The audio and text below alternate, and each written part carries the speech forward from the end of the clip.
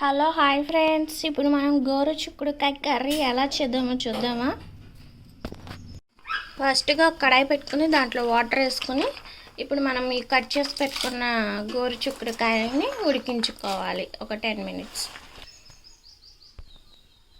ఇవి ఉడుకుతున్నప్పుడు పసిరి వాసన పోతాకి కొంచెం పసుపు వేసుకుందాం.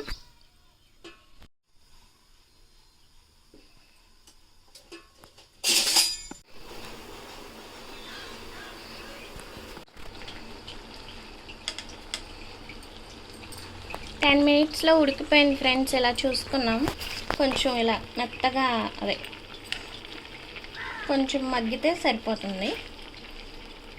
ఇప్పుడు మనం ఈ కర్రీ ఎలా ప్రిపేర్ చేసుకుందామో చూద్దాం.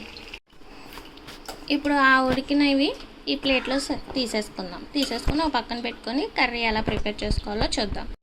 ఇప్పుడు ఒక కడాయి పెట్టుకొని స్టవ్ వెలిగించుకొని ఒక గెరిట ఆయిల్ పోసుకుందాం.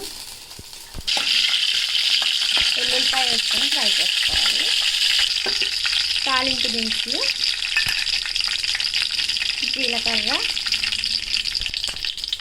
2 ఎండుమిరపకాయలు, ఆనియన్స్, సగం ఉల్లిపాయ తీసుకున్నాం మేము, కొంచెం కరివేపాకు వేసుకుని బాగా ఫ్రై చేసుకోవాలి.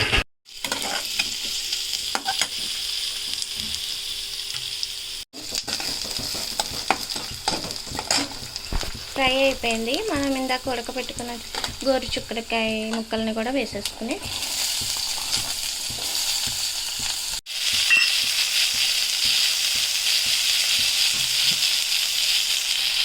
హాఫ్ టీ స్పూన్ పసుపు, సరిపడా ఉప్పు వేసుకొని ఫ్రై చేసుకోవాలి. దించే ముందు కారం వేసుకుందాం.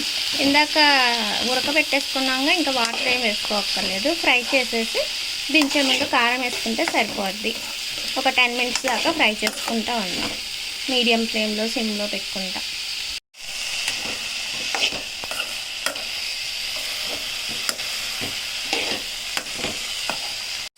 ఇప్పుడు ఫ్రై అయిపోయింది. సరిపడినంత కారం వేసేసుకున్నాం.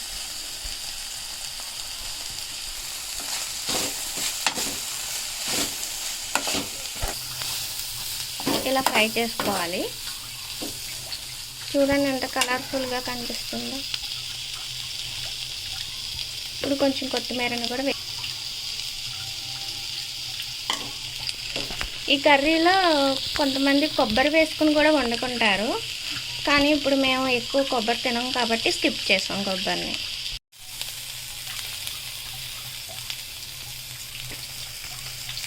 ఇది చపాతీలోకి, అన్నంలోకి, దేంట్లో అయినా చాలా బాగుంటుంది. ఒకసారి ఇలా ట్రై చేయండి friends. Please like, share, subscribe చేసుకోండి ఫ్రెండ్స్. బాయ్.